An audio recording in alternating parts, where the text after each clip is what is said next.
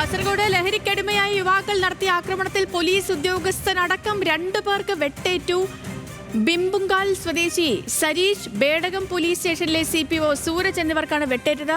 പ്രതികളായ ജിഷ്ണു, വിഷ്ണു എന്നിവർക്കായി തിരച്ചിൽ ഊർജിതം. Sareesh P K വിവരങ്ങളുമായി ചേർന്നത്. സരീഷ്, ഇത് എപ്പോഴായിരുന്നു സംഭവം? പ്രതികൾക്കായുള്ള തിരച്ചിൽ എങ്ങനെയാണ്? പരിക്കേറ്റവരുടെ ആരോഗ്യനില പറയാം വിവരങ്ങൾ.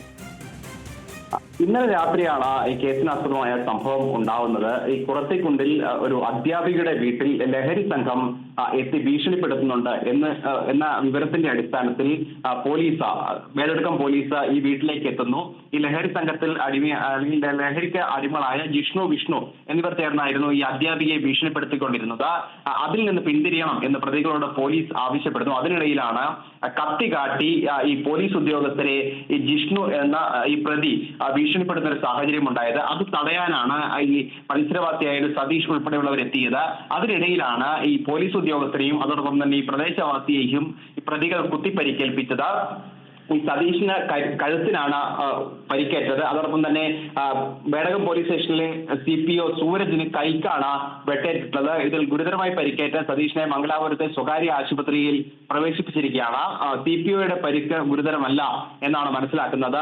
ഉടൻ തന്നെ ഈ കുത്തി പരിക്കേൽപ്പിച്ച് ഭീകരാന്തരം സൃഷ്ടിച്ച ശേഷം ഈ 2 പ്രതികളും അവിടെ നിന്നും ഓടി രക്ഷപ്പെടുകയായിരുന്നു. എന്തായാലും അവർക്കായുള്ള തിരച്ചിൽ ഇപ്പോഴും ഊർജിതമായി നടക്കുന്നുണ്ട്. ഇവർ നിരന്തരം ഈ ലഹരിക്ക് അടിമയാവുകയും അതിനുശേഷം ഈ പ്രദേശം കേന്ദ്രീകരിച്ച് ലഹരി വിൽപ്പന നടത്തുകയും ചെയ്തിട്ടുണ്ട് എന്നാണ് പോലീസിന് വിവരം ലഭിച്ചത്. അതിന്റെ അടിസ്ഥാനത്തിൽ ഇവർ മുൻപ് പലപ്പോഴും ഒഴിച്ചു താമസിച്ച പല സ്ഥലങ്ങളിലും പോലീസ് ഇപ്പോൾ പരിശോധന നടത്തി വരികയാണ്. എന്തായാലും സതീഷിന്റെ നില ഗുരുതരമാണ്, എന്നാൽ CPOയുടെ നില ഗുരുതരമല്ല എന്നാണ് ഇപ്പോൾ മനസ്സിലാക്കുന്നത്.